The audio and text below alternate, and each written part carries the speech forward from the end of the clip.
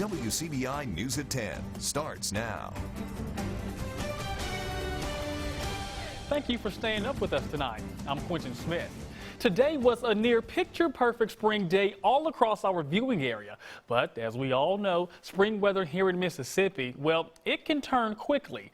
The stage is being set for severe storms this weekend. For the latest on that, we send things over to Chief Meteorologist Keith Gibson. Keith? Well, Quentin, it is, of course, Easter weekend. Our Saturday is looking very nice, a mix of sun and clouds, a chilly start. But by the afternoon, we're okay. Severe storms in the forecast for our Sunday. And unfortunately, it looks like it's going to be pretty active around here. There's going to be a big system. Look at this thing developing on Sunday. Snow in the northern plains. For us, several rounds of strong to severe storms. And we are in this level 4 risk. We don't get this too often, but when we see all of this red, that just means there's an enhanced opportunity to experience some strong to severe storms. Now, during the morning hours on Sunday, we'll have some rain and storms around, perhaps some isolated strong storms. But in general, the main event here, if we're going to get it afternoon through the evening. So this is a long duration thing that we're just going to have to babysit radar and see what develops. Hail, wind, tornadoes, some of which could be strong and on the ground for a while with all the energy in play. Flooding also possible with 1 to 4 inches of rain that could fall with the storms on Sunday. We'll break it down hour by hour, Quentin, in just a few more minutes. Well, there's another threat to consider when the storms hit this weekend: COVID-19. Courtney Ann Jackson has more on how state leaders are approaching sheltering from storms in the era of social distancing. Mississippians are accustomed to spring severe weather, but this round you've got more variables. It will be Easter Sunday, and of course we're still in the midst of the COVID-19 crisis. Large hail and violent tornadoes are threats in just about every single region of our state on Easter Sunday. Clinton is hoping folks will heed the warnings before they ever hear a siren. You can find a family member or a friend who has a structure that you can go to. Make that plan today. If you have nowhere else to go, that's why we have this facility. They are putting some additional safety measures in place. And we ask people when they come to wear a mask, wear a traditional mask, bring some gloves and some hand sanitizer, be prepared. It's a smaller room, so be prepared to try to keep your distance and not touch surfaces as much as you can. We ask what this means for gatherings of 10 people or more, and this is what MEMA Executive Director had to say. Typically, based on our population, generally speaking, the shelters do not get overcrowded during the times of shelter. We'll go back and look at historical times. So social distancing during these conditions would not be an issue, but you've got life safety has to be in effect at this time. Governor Reeves tweeting Friday morning, making note that healthcare workers and first responders are already stretched thin because of COVID-19. There is no replacement for personal preparedness. Please take care of your family proactively as we enter what could become a very dangerous weekend. Courtney Ann Jackson, WCBI News. Now, if you typically go to a shelter or safe room in your area, go ahead and make your plan now. Double check to make sure they're open and see what their policies will be. Communities in our area will be working to balance storm safety and social distancing as well. In Vernon, Alabama, the town's only storm shelter will be open on Sunday. The mayor is asking for those who come to bring face masks, gloves, and blankets if they want. Gloves will be provided for anyone who doesn't have their own. It's important because a lot of people don't live in the kind of structure that can withstand the type of winds and tornado if it comes through. This shelter is rated for a tornado up to over 260 miles an hour. Most homes can't handle that, and so if you're home by yourself, you're elderly or somewhere and you're not sure that you feel safe at home, that's what the shelter is here for. For anyone looking to go to the shelter this weekend, it's located next to Vernon City Hall on the McDonald side. Well, in case you think law enforcement isn't taking the curfew seriously, well, just ask these people. 7 citations were issued for a party on Loomis Drive last night. Now, we do want to point out, Starkville and Oktibbeha County are under a curfew from 10 p.m. until 5 a.m. until April 20th. If anyone is caught violating the curfew, they can be fined up to $1,000 in fines. Each passing week of the coronavirus shutdown brings mounting job losses and business closings. Now, while many are expected to be temporary, only until we get back to business as usual, more people are asking when that day may be. CBS's Wcbi has the latest from Washington. Choosing when to reopen the economy is weighing heavily on President Trump.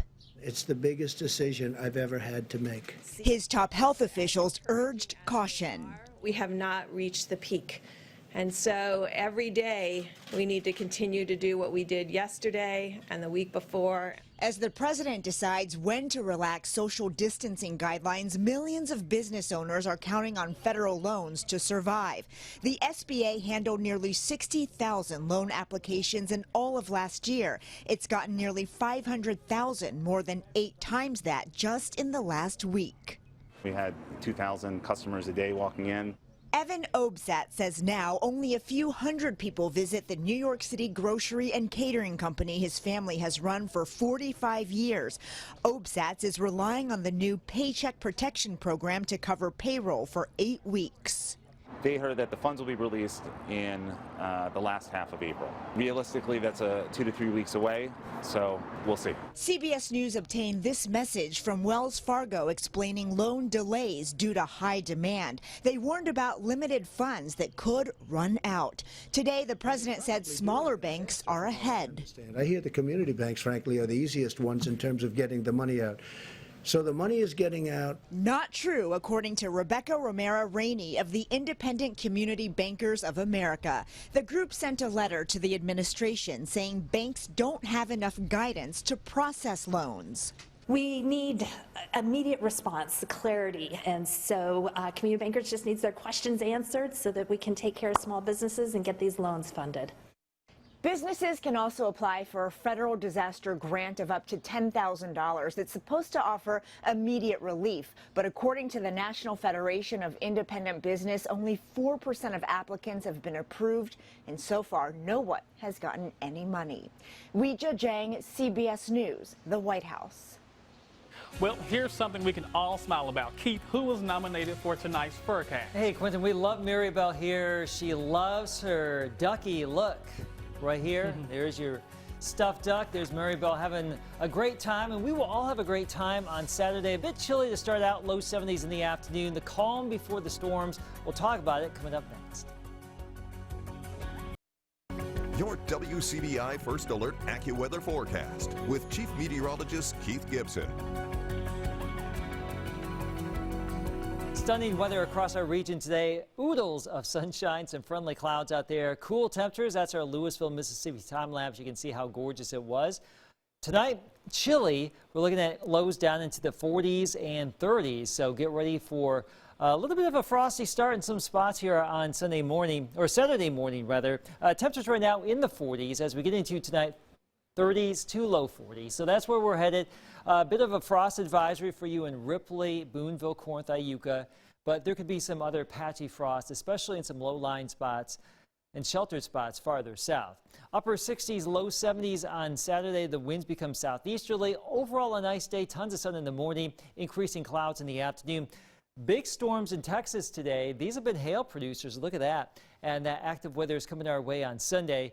And we have a big territory in the southeast on Sunday that is primed for the opportunity for severe weather like this. Tornadoes, wind, hail, flooding, and elevated threat level 4 on Sunday. So all modes of severe weather are possible. Low-level wind, mid-level wind, all coming together, and look at that. It looks like we'll have a pretty good system come on through here, and these storms will spin up with all of that wind energy, and that's the color here. Potential for rotating storms basically all afternoon and evening long here on Sunday. So this is looking like a long duration event for us. Now tomorrow morning, low 40s and 30s, cool when we wake up. By the afternoon, upper 60s, low 70s here. It's looking like a great day to take advantage. And then we caution you, make sure you have your severe weather action plan ready to go before the storms actually arrive on Sunday. Now, Saturday night, Sunday morning, there will be some rain and storms around. These should not be severe initially. I think for most of the morning, they'll be sub-severe, but heavy downpours, thunder and lightning, maybe even some small hail. This is through late morning on Sunday, 11 o'clock. Now, after that, all bets are off here, especially if we start to see these rogue individual storms, these supercell storms start to form. Those would be the ones that could produce the elevated severe weather threat, tornadoes, hail, etc. So it looks like we're going to have 2 rounds here of active weather in the afternoon. The first one may go off to the east here by early evening, perhaps a bit of a lull, and then a second narrower band of gusty storms that could move on through here late in the evening. So by midnight, we think everything should be done here on Sunday. Rainfall potential anywhere from 1 to 4 inches of rain here Sunday or Saturday night into Sunday. So that could cause those flooding issues. Now, if you're driving around on Sunday, we are simulcast on these stations in the event we have severe weather coverage here. So just be aware of that, and also download the WCBI News app. The latest forecast, of course, will push you weather alerts automatically, live coverage, and you can share pictures, videos, and reports with us here if we do have severe weather in your backyard. Let's check out your AccuWeather 70 forecast. 71 tomorrow, 75 on Sunday. Really the only opportunity for active weather in the next 7 days will be Easter Sunday. Bad timing there, but next week's looking great, cool, stable. Temperatures in the 60s on many of those days, lows getting down into the upper 30s. So a bit chilly here as we get into next week after Easter Sunday. Here's a reminder to all Mississippi residents. The entire state is under a burn ban until further notice.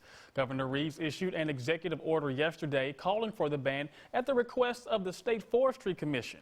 All outdoor burning is prohibited. There are no exceptions for agriculture or prescribed burns.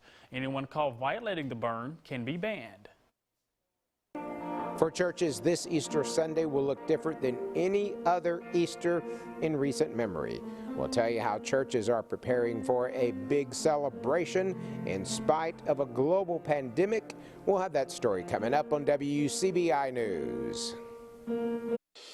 You're watching WCBI News at 10 with Quentin Smith. Welcome back, everyone.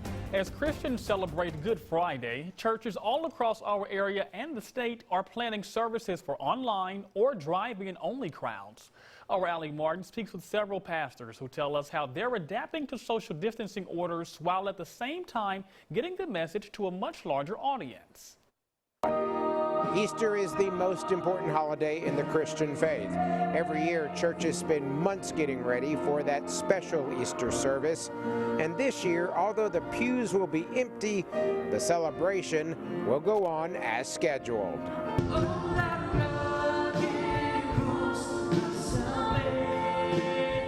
Wednesday evening, a scaled-down praise team practiced music for the Easter service at West Jackson Street Baptist Church. We're going to sing songs that are encouraging to the church so that they can sing along right at home with us. For more than a month now, West Jackson Street Baptist, like many other churches, have held online-only services with music and the message in an empty sanctuary. And they're excited. Here's the problem. For everything that the crowd got right. At Faith Baptist Church in Saltillo, Pastor Phil Ellis and the staff were just starting to explore YouTube and other online viewing options when the coronavirus pandemic hit. Dr. Ellis says he is finding an eager audience during these unique times. It is a very receptive time for people to hear the truth that can set them free. And so at any time of crisis presents itself for people to think again about what they've been basing their lives on. Heal the land. We know that you're going to get glory from this. Temple of Compassion and Deliverance Pastor Clarence Park says now is the time for churches to be cautious but creative when it comes to praise and worship services. The church will host a drive-in service Easter Sunday, and he also expects a large online audience. We're going to come out Sunday. My wife and others, they want everybody to create something like a Jesus Christ pom-pom, you know what I'm saying? And they're going to just come out and just cheer and thank God for the resurrection and things of that nature. We just going to come out and we just going to cheer and praise God for him being who he is and giving us life. Every pastor we talked with for this story said they hope when this pandemic is over with that no one will ever take for granted again the ability and the freedom to meet together for worship on Easter Sunday or any time of the year. In Tupelo, Allie Martin, WCBI News. Now, there has been some confusion about drive-in church services and if they're allowed under social distancing guidelines. A spokesperson with the governor's office says while the state is encouraging churches to have online services, drive-in services are allowed as long as people stay inside their cars. Well, the challenge to reach the faithful on Easter Sunday is what pastors all across the country are facing. Get this, in Kentucky, showing up for church this Sunday could land you with a mandatory quarantine order. CBS's Mireya Viriel has more on how others are spreading the word. Yeah, people are looking for answers. They're looking for peace. Amid the pandemic, the doors of the Fountains Fellowship Church are closed. Pastor Don Womble delivering his sermon from the Pius parking lot, as he will on Easter Sunday. Was there ever a question that you would hold service? Yes, there was a question we'd hold service because we need that connection with God and we need that connection with one another. And so, yeah, it's a challenge. But restrictions on religious gatherings have become a political storm in Kansas. The Republican legislature overturned the Democratic governor's order limiting services to fewer than 10 people. She's now fighting them in court. We do not have time to play political games during a pandemic.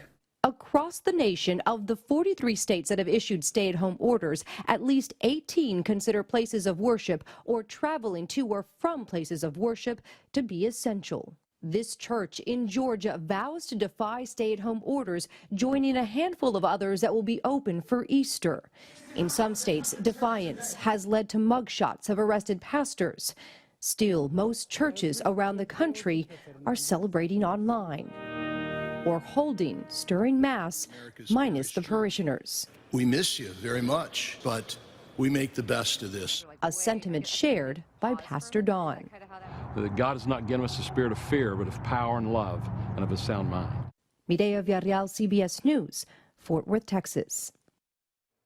He was once called the Mark Twain of American songwriting. We look back on the life of an American original when we come back. Welcome back. His great talent was writing extraordinary songs about ordinary people. John Prine died Tuesday in Nashville from complications of the coronavirus, but he left behind a legacy of songs he created and songwriters he mentored. Broken hearts and dirty windows. John Prine was a gifted storyteller whose songs were hailed by peers like Bob Dylan as Midwestern mind trips to the nth degree. I get my mail in Tennessee. My wife, my dog, and my kids and me. Prine's tunes have been sung by Bette Midler. Hey, hello in there. Hello. Johnny Cash. Sam Stone's Welcome Home. And Bonnie Raitt. Make me an angel that flies from Montgomery. Last year, Raitt sang that country classic with him at the Americana Annual Honors. To believe in this living is just a hard way to go. Prine grew up outside of Chicago. Hey, won't you take me back to Nuremberg County? After a stint in the Army, he became a mailman, writing songs as he delivered letters. He was just 23 when a glowing review from film critic Roger Ebert launched his career in 1970. From that day on, I didn't have an empty seat. Prine survived cancer twice, and when I interviewed the singer-songwriter in 2018 for CBS Sunday Morning, he just released his first album of new songs in 13 years. Are you enjoying this resurgence? It took some of them 45 years to get the joke. And some people are getting it now, and I'm still around to reap the benefits. Sometimes my old heart is like a washing machine. He celebrated the release with a sold-out show at Radio City Music Hall. Then as God is my witness, I'm getting back into show business. We may have lost John Prine to coronavirus, but this is the way I prefer to remember him leaving us. Dancing a jig to one of his own songs, Lake Marie, in 2018. Anthony Mason, CBS News, New York. You know, in general, you look at the 7-day forecast here, things look great Saturday, Monday through next Friday. We just have this one black eye Sunday, Easter Sunday. Big time severe weather possible. Trevor's going to be in tomorrow. With the latest, we will be updating the information over the next 24 hours. So we have a day to prepare. Saturday is looking pretty good. Again, stormy weather Sunday, next week cool but quiet, Quentin. And unfortunately, we have the weather on Sunday to deal with, but we'll get you through it. But the good news is we got nice weather after the storm, right? That is true. So that's the only positive spot. Thanks so much, Keith. Have a good night, everyone.